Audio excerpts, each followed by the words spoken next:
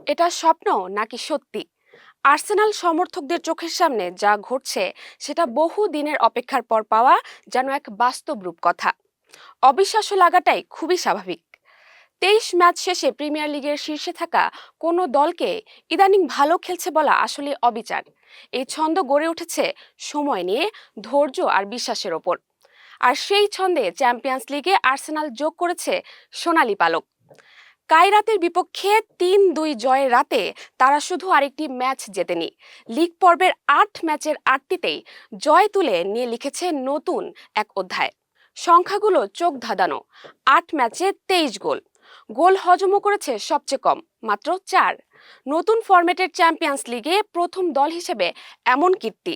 English club হিসেবে টানা ৮ match জয় নিয়ে আর্সেনাল এখন অনন্য উচ্চতায়।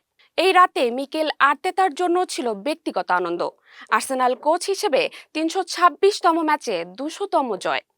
চোট কাটিয়ে ফেরা কাই হাভার্টজের গোল আর অ্যাসিস্ট যেন গল্পে বাড়তি নাটক যোগ করেছে।